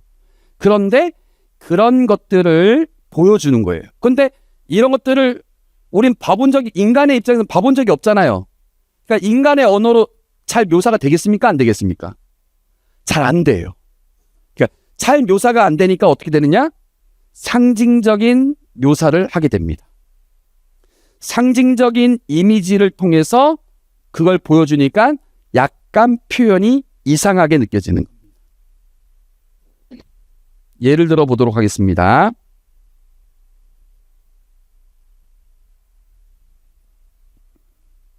자, 여러분들이 한번 읽어보실까요? 시작. 하늘에는 어떤 분이 앉아 계셨습니다. 거기에 앉아 계신 분은 벽옥과 홍옥같이 보이셨고 어자 둘레에는 치옥같이 보이는 무지개가 있습니다. 자, 요한묵시록의 저자 파트모스의 요한이 하늘에 올라가게 됐어요. 하늘 여행을 하게 됐는데 하늘 여행 가니까 어떤 의자에 앉아있는 분이 계셨고 그분은 어떤 분인지는 묘사가 안 돼 있는데 어떤 분이에요? 근데 그분 주위에는 보석이 휘황찬란하게 있어요. 그리고 무지개가 있어요. 자, 보석이 많다는 거 아까 바빌론이 갖고 있었던 보석과 이거는 조금 성격이 달리하는데 바빌론이 갖고 있었던 거는 폭력을 통해서 얻었던 보석들이고 요거는 그냥 하늘에 있던 보석들이에요. 자, 성경에서 보석 언제 나옵니까? 예, 여러분들이 마음속에 간 바로 그것입니다. 맞히셨습니다. 자, 언제 나오냐면 에덴 동산에서 보석들이 막 흘러넘쳤고요. 그 다음에 예루살렘 성전을 지을 때 보석들로 꾸몄습니다. 그러니까 저 어떤 분이 앉아있는 곳은 에덴 동산과도 같고 예루살렘 성전처럼 거룩한 곳이었다. 이 말을 하고 있는 겁니다. 그 다음에 무지개가 있었다? 무지개가 있었다는 건 뭐 성경에서 무지개 언제 나오죠? 노아의 홍수 다음에 나왔죠. 그러니까 노아의 홍수 때 무지개가 나온 거는 여러 가지 말로 표현할 수 있지만 제가 한 단어로 표현하겠습니다. 새로운 창조, 재창조를 뜻합니다. 새로운 창조. 창조가 지금 무너지니까 새로운 창조를 한 게 노아의 홍수인데 그러니까 무지개는 재창조의 표징입니다. 그러니까 이 하느님의 어자는 충만한 하느님의 현존과 더불어 새 창조에 대한 희망을 갖게 합니다. 자, 이어서 나온 묘사를 보도록 하겠습니다. 자, 글씨가 작지만 함께 읽어보겠습니다. 그 어자 둘레에는 또 다른 어자 거기에는 흰 옷을 입고 머리에 금관을 쓴 원로 24명이 앉아 있었습니다. 자, 원로 24명이면 숫자가 어떻게 구성이 될까요? 잘 모르면 12, 7 이렇게 얘기하면 됩니다. 웬만하면 12 더하기 12입니다. 앞에 12는 뭐겠습니까? 구약의 12, 뒤에 12는 혹시 여러분들 천재세요? 왜 이렇게 잘나세요? 그게 뭡니까? 그러면 구약의 전통을 이어받은 신약의 백성이라는 뜻입니다. 근데 이들이 지금 어때요? 흰옷을 입었죠? 승리했다는 뜻입니다. 금관을 썼다는 거죠? 정치 권력을 획득했다는 거예요. 누구와 함께? 하느님의 통치에 참여했다는 뜻이에요. 그럼 24 원로는 뭐를 상징하는 것 같아요? 자, 모아보도록 하겠습니다. 구약의 전통을 이은 신약의 백성으로서 이미 승리를 했고 하느님의 통치에 참여하고 있으며 하느님 곁에 있다. 누구겠습니까? 여러분 지금 하느님 옆에 있어요? 물론 하느님 옆에 있을 수 있지. 이 사람들은 이미 승리했어요. 천상교회입니다. 하늘나라에 계신 분들. 하늘나라에 계신 분들. 11월 1일 모든 성인 대축일 때 우리가 기념하는 바로 그분들.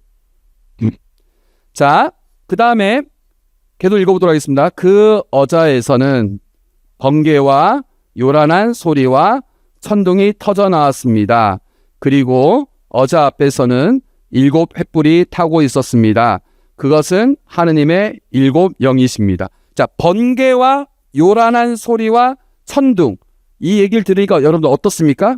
저 자리가 어떤 자리인 것 같아요? 자, 이렇게 생각하시면 되겠습니다. 우리 여기 계신 형제님들은 가끔씩 볼 겁니다. 스포티비 같은 데 보면은 UFC, 프로레슬링, 원투, 홈코너 등장하고 청코너 등장할 때 그냥 나옵니까 선수가? 음악 나오죠? 막 빰빰빰빰빰빰빰 하면서 막 음악 나오죠? 이제 그 그 깔려있는 배경음악 있죠? 옛날에 임금이 나타날 때 그냥 나타났겠습니까? 음향 효과가 있습니다. 나팔 소리 불고 빵빠레 막 울리고 막 사람들 임금님이 출연하신다 막 사람들이 얘기하고 막 북을 빵빵빵 치면서 나타날 거 아닙니까? 자, 격투기 선수 나타날 때도 배경음악이 있고 임금님이 나타날 때도 배경음악이 있잖아요. 하느님이 나타날 때의 배경음악이 뭐냐? 번개, 요란한 소리, 천둥, 지진 같은 겁니다. 이게 성경에서의, 자, 어려운 용어 쓰겠습니다. 성경에서의 BGM입니다. 하느님의 BGM, 번개, 요란한 소리, 천둥. 이거 어디에 나오느냐? 탈출기 19장에 나옵니다. 처음으로 이스라엘 백성이 하느님을 만났을 때 저 BGM이 나왔어요. 그러니까 저 어떤 분 하느님이구나. 지금 그거 알려주고 있는 거예요. 자, 그 다음 보도록 하겠습니다. 6자 시작. 또 그 어자 앞에는 그리고 그 어자 한가운데에 그 둘레에는 앞뒤로 눈이 가득 달린 네 생물이 있었습니다. 네 생물은 조금 이따 보겠고 수정처럼 보이는 유리바다 이거 뭐겠습니까? 저거는 창세기를 보면 알아요. 첫째 날 빛이 생겨라 하시자 빛이 생겼다. 둘째 날 뭐가 생겨라 했을까요? 궁창이 생겨서 물과 물을 갈라놔라 이러거든요. 궁창이라는 것은 천정입니다. 이런 천장. 자, 이렇게 혼탁했는데 궁창이 딱 생기니까 물만 쭉 가득했는데 궁창이 딱 생기니까 공간이 생겨요. 그래서 위에는 윗물, 이 궁창에 맞춰가지고 여긴 윗물이 있고 그다음 밑에는 아랫물, 윗물과 아랫물이 갈라지거든요. 그러면 기본적으로 하늘이라는 천장 위에는 뭐가 있어요? 윗물이 있는 거예요. 그게 수정처럼 보이는 유리바다 같았다라고 지금 얘기하는 거예요. 여기가 천상세계를 말하는 거구나 라고 지금 얘기하는 거예요. 천상세계에서 가서 보니 어자가 있었고 어자 주변에 보석으로 갖춰져 있었고 그 뒤에 무지개가 있었고 24 원로들이 금관을 쓰고 있었고 그 다음에 요란한 소리 BGM이 있었고 하느님이 있는 장면이구나 라는 걸 지금 정리할 수 있어요. 그리고 지금 네 생물이 있다고 그랬죠? 네 생물에 대한 표현 보도록 하겠습니다. 7절부터 시작. 첫째 생물은 사자 같고 둘째 생물은 황소 같았으며 셋째 생물은 얼굴이 사람 같고 넷째 생물은 날아가는 독수리 같았습니다. 사자, 황소, 사람, 독수리. 얘네들은 누구일까요? 자, 사자는 어디의 왕? 밀림의 왕 아닙니까? 그러니까 밀림에 살고 있는 동물들 중에 최고는 사자. 황소. 여러분들 돈 많이 벌면 돼지고기집 갑니까? 소고기집 갑니까? 자, 황소는 가축의 왕. 예? 그 다음에 셋째는 뭡니까? 사람이죠. 사람은 뭡니까? 피조물에서 으뜸인 거죠. 피조물의 수장. 독수리는 새들의 왕.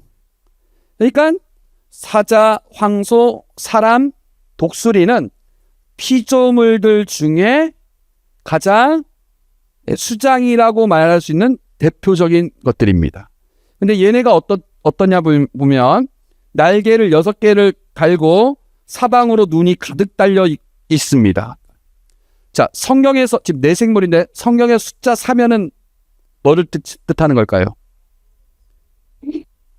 자, 제가 정리하도록 하겠습니다. 숫자 3은 하느님의 숫자입니다. 예?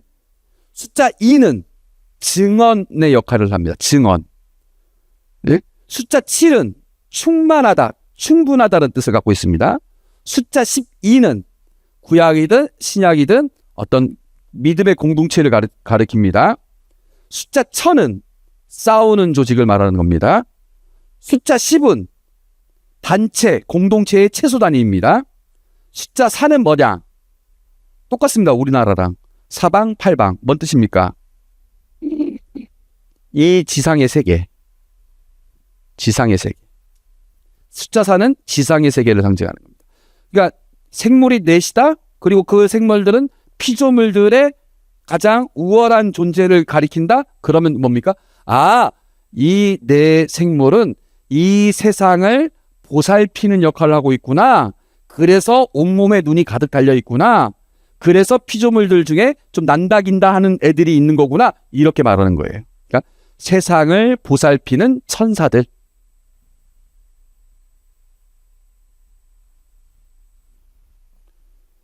자, 이들이 밤낮 쉬지 않고 외쳤습니다. 거룩하시다, 거룩하시다, 거룩하시다. 전능하신 주 하느님, 전에도 계셨고 지금도 계시며 또 앞으로 오실 분. 이렇게 되어 있습니다. 자, 그 내용을 보면 그림으로 치면 이렇게 되어 있는 겁니다. 수정처럼 보이는 유리바다에 7 횃불이 타고 있었고 내 생물이 거룩하시다, 거룩하시다, 거룩하시다 하면서 이 네 천사가 하느님을 찬미하고 있었고 뒤에는 잘 안 보이시겠지만 이제 24 원로들이 어자 주변에 앉아 있고 어떤 분이 있는데 묘사하기 어려울 만큼 하느님은 형용할 수 없는 묘사하기 어려울 만큼의 하느님이 저기 계셨다. 이게 묵시록 4장의 내용이거든요. 아까 글로만 봤을 때는 또 제가 설명하지 않았을 때 천국이 저렇게 생겼던 걸까? 좀 뭐지? 이렇게 약간 생각했는데 지금 그 각각의 의미를 살짝 풀어봤어요. 자세한 거는 여러분들이 책을 보시면 알겠고 시간이 거의 다 됐으니까 제가 이제 말씀드리자면 여러 가지 설명들을 제가 이렇게 했어요.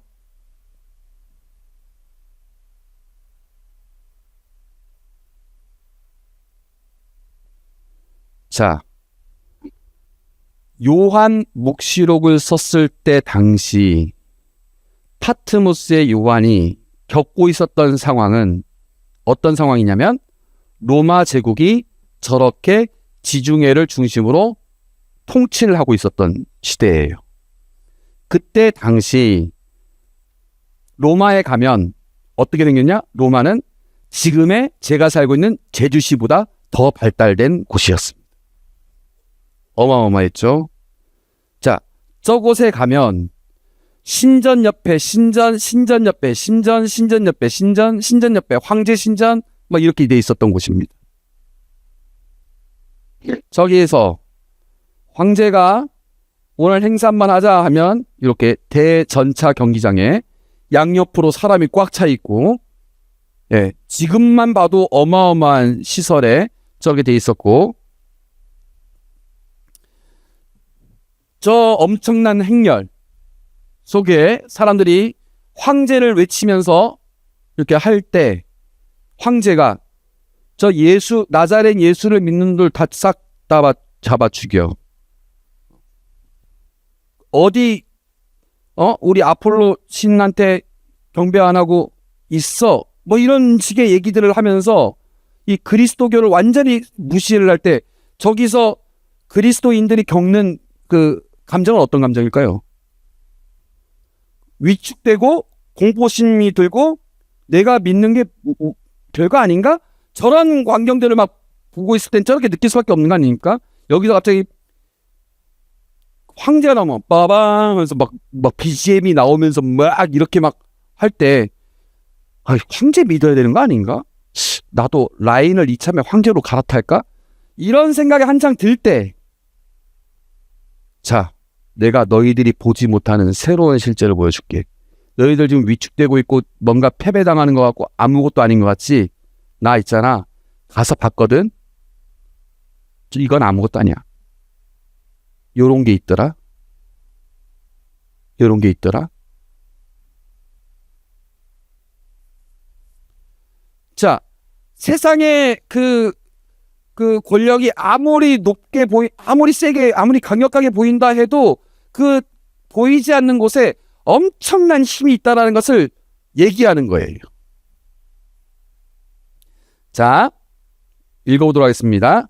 로마의 정치, 경제적인 힘은 종교성까지 띠게 되었고 로마의 이데올로기가 세상의 시각을 지배했다. 전능하신 하느님, 모든 지상적 권세보다 위에 계신 하느님께서 보여주시는 이 환신은 신자들로 하여금 로마의 이데올로기에서 벗어나 그 안에 있는 악과 싸우도록 권고한다. 그러니까 저러한 보이지 않는 실제가 있다는 것을 믿었을 때 싸울 수 있는 힘이 되는 것이죠. 예, 마지막으로 시간 거의 다 됐으니까 표현 방식만 이야기하고 제가 마무리하도록 하겠습니다.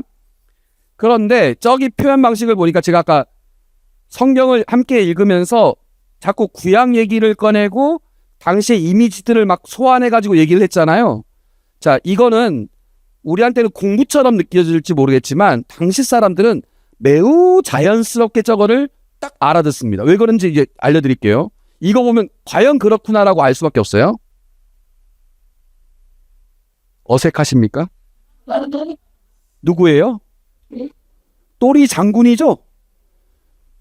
저 또리 장군은 왜 저렇게 옷 벗고 다니는 걸까요? 저 이미지는 어디서 나온 이미지입니까? 당시 유행하던 밀림의 왕자 타잔. 타잔은 어떻습니까? 하면은 어떻습니까? 동물들이 다 모여요. 예? 동물들이 다 모이고 그래서 저 밑에 이제 동물들이 다 모이는 장면이죠. 쟤는 이제 옷을 저렇게 벗고 있죠. 자, 또리 장군은 저 이미지만 갖고도 우리가 뭘 알 수 있어요? 일단 리더십이 있다. 예? 일단 순수하다. 그리고 아주 빠르고 싸움 잘하고 뭐 이런 이미지가 딱 보이지 않습니까? 자, 얘가 지금 제목이 뭐예요? 간첩 찾는 또리가 저렇게 알몸으로 다녀요. 얘는 누구예요? 늑대인데 이거 뭔 캐릭터입니까? 여러분 또리 장군 안 보셨군요. 공산당원입니다. 공산당원입니다. 공산당원들은 늑대예요. 근데 실제 북한 가면은 거기 공산당원들은 늑대입니까? 자, 공산당원을 늑대라는 그림으로서 직감적으로 공산당은 어떤 성격인지를 그냥 말해주는 거예요. 굳이 설명하지 않아도. 그렇죠? 보이시죠? 여우도 있어요? 아, 일입니까? 요런 식으로. 네, 북한 주민들은 그래도 그나마 사람이에요. 얘는 누굴까요? 김일성입니다. 근데 왜 가면을 쓰고 있죠? 위선적이라는 거죠. 위선적이라는 거죠. 근데 왜 뚱뚱하죠? 이기적인 탐욕에 사로잡힌 존재라는 거죠. 혼자 먹고 옆에서 마첨하면서 같이 먹고. 네? 근데 또리 장군은 어떻게 하느냐? 이단 옆차기.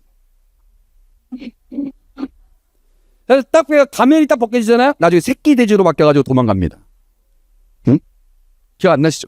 자, 지금 저렇게 딱 보면은 이미지만으로도 요 존재가 어떤 존재구나라는 거를 그냥 우리가 직관적으로 느끼잖아요. 근데 지금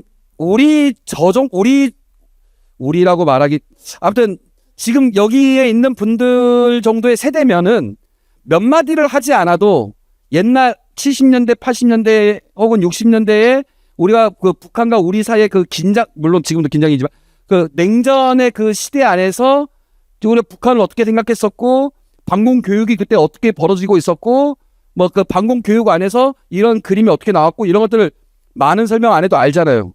지금 우리 신성여자 중학교 중학생들한테 이거 설명하려면 시간 많이 걸립니다. 그쵸? 요한복시록에 나와 있는 바다짐승, 땀짐승, 바빌론, 창녀 이런 이미지, 물 위에 앉아 있었다라는 말들, 그 다음에 뭐 번개가 일어났고 뭐 대접을 부었고 뭐 나팔을 불었고 이런 여러 가지 표현들이 다 이와 비슷하다. 비슷합니다. 자, 그리고 이런 이미지를 지금 보면 타자는 어느 나라 영화입니까? 미국 영화죠. 그쵸? 뭐 늑대 어쩌고저쩌고 막 이런 거 보면 아까 막 한복 입었죠? 우리 고유의 민속적인 이미지도 있어요. 그러니까 이 애니메이션 안에는 최신의 영화도 결합이 되어 있고 공산주의 이념도 결합되어 있고 어떤 그 민속적인 어떤 전설이라든가 이런 이미지도 결합되어 있고 여러 가지 이미지를 다 결합해가지고 애니메이션에다 집어넣은 거예요. 마찬가지로 요한복시록에 있는 이미지들은 구약 성경적 이미지, 그리스 신화의 이미지, 뭐 다른 종교의 이미지 이런 것들 다 결합해서 당시 사람들이 알아들을 만한 것들을 다 결합해서 집어넣은 거예요. 그럼 그 이미지만 가지고도 느낄 수 있도록 그렇게 표현된 게 묵시문학입니다. 그걸 우리가 뭐라고 부르냐? 여러 이미지를 묶어서 지금 하나의 이미지를 만들었잖아요. 이런 걸 꼴라주라고 부릅니다. 꼴라주적인 방식으로 표현되어 있다. 묵시문학은.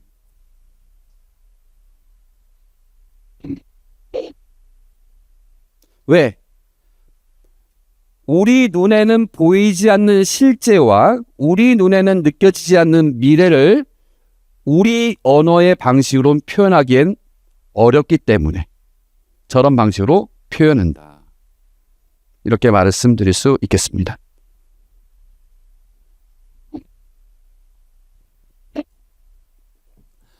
제가 지금 중학교에 갔잖아요. 많은 얘기를 더 하고 싶지만 생략하고 간단하게만 얘기하겠습니다. 딱 1년 동안 있었습니다. 저는 아들만 4명인 집에서 태어났어요. 저는 누나도 없고 여동생도 없고 아들 4명 있는 집에서 셋째 아들로 태어나서 남자 중학교를 나왔고 남자 고등학교를 나왔고 신학교에 9년 있었고 보좌 신부 3년 하다가 유학 가서 있었던 4년은 또 남자들만 있었던 곳이었고 본당 신부 6년 하다가 다시 또 신학교에 갔는데 거기서 남자들만 또 있었던 곳에서 다시 9년을 살았고 그러고 나서 이 중학교에 왔더니 여자애들이 있는 거예요. 전혀 다른 세상을 지금 겪고 있는 저는 마치 이민가 있는 혹은 외국인 노동자와 같은 느낌으로 지금 이방인처럼 있는데 거기서 이제 아이들과 잘 지내고 있어요. 제 옆에서 막 춤춰요. 교장실에 와서 막 소파에 누워요. 막 교장실 앞에서 막 서성거려요. 왜? 하면 저 간식 먹어도 돼요. 먹어. 간식 먹기 시작하니까 요새는 한 100명씩 와요. 저 가위바위보를 이제 하루에 한 100번에서 한 200번을 합니다. 왜냐하면 간식 중에서도 비싼 거 다 줄 수 없으니까. 가위바위보 이겨야 비싼 거 먹고 지면 싼 거 먹고 하루에 한 200명씩 와요. 우리 학교에 학생들이 600명인데 교장쌤 제 이름 아세요? 자꾸 물어봐요. 안 되겠다 싶어가지고 600명 이름 다 외웠습니다. 한 6월 달쯤에 뭐 이태리어도 공부했는데 이태리어 단어도 제가 몇 단어 외웠겠습니까? 그러니까 애들 이름 외워버리자 해가지고 잘 못 외우지만 외워버렸습니다. 근데 제가 애들과 함께 지내면서 이런 애 저런 애 다 보거든요. 다 보이잖아요. 자, 애들 잘 먹어야 됩니까? 못 먹어도 됩니까? 왜요? 우리도 잘 먹어야 되는데 걔네들은 특별히 더 잘 먹어야 될 이유가 뭡니까? 한창 성장해야 될 나이니까 우리가 먹는 음식보다 걔네가 먹는 음식은 달라요. 그쵸? 공부도 우리가 하는 공부가 더 중요합니까? 걔네가 하는 공부가 더 중요합니까? 걔네 뇌 속에 더 많이 들어가야 돼. 걔는 한참 배워야 될 나이야. 딱 그 나이예요. 자, 음식도 더 잘 먹어야 되죠. 그 다음에 공부도 더 많이 해야 되죠. 하나 또 빠졌어요. 사랑도. 한창 사랑을 먹어야 될 나이. 조건 없이. 그냥. 한창 사랑을 먹어야 될 나이니까 무조건 난 너희들 편이야. 너희들은 그래도 돼. 괜찮아. 너네가 생각했던 것보다 너희들은 괜찮은 존재야. 너희 충분히 잘 살 수 있어. 라고 1년 내내 얘기하고 있어요. 그런데 걔네들 그거 알까요? 알까요? 잘 몰라요. 어떤 애들은 너무 잘 몰라서 그거예요. 네? 그리고 우리 상담시켜주고. 어떤 애들은 너무 잘 몰라서 집에 안 들어가려고 그래요. 네? 어떤 애들은 그거 몰라서 막 이상하게 딴 애들한테 해코지 하려고 그래요. 한창 그런 질풍노도를 겪고 있어요. 왜? 걔네는 그게 안 보이니까. 그럼 제가 어떻게 해야 되겠어요? 교장으로서. 사랑을 계속 주는 거예요. 그런데 어떻게 주겠습니까? 걔네가 올 때까지 기다리면서 주기에는 내가 너무 애타는 거예요. 그럼 어떻게 하겠습니까? 내가 먼저 찾아갑니다. 아침마다 교문 근처에 가서 애들 오면 이름 불러주면서 순이야 어서 와. 영희야 안녕 좋은 하루 보내 이름 다 불러주면서 매일 아침 40분 50분 동안 이름 600명 이름 불러주면서 맞이합니다. 중학교 3학년 애들한테 손편지를 한 사람당 2장씩 써서 반에 찾아가가지고 누구야 누구야 누구야 편지 180통을 써서 줬습니다. 왜? 찾아가는 거예요. 제가 제 자랑하려고 얘기하는 게 아니고 오늘 주제가 뭡니까? 아멘 오십시오 예수님이에요. 예수님이 여러분들한테 여러분들이 보는 시각과는 또 다른 시각으로 여러분 자신과 세상과 미래를 바라보라고 찾아오십니다. 괜찮다고, 사랑받고 있다고, 그건 모르겠으면 내가 찾아오겠다고, 내가 올 때 거부하지 말라고, 문을 두드리고 있으니 문을 열라고, 그분이 먼저 찾아오십니다. 그러니까 여러분들 그 오시는 예수님을 맞이하면서 지금 보는 여러분의 관점이 전부가 아니라는 거, 지금 여러분들이 생각하는 그 낙담, 그 실망스러운 생각들이 전부가 아니라는 것을 깨달아라. 그게 오늘 특강의 마지막 메시지입니다. 영광이 성부와 성자와 성령께 성부와 성자와 성령의 이름으로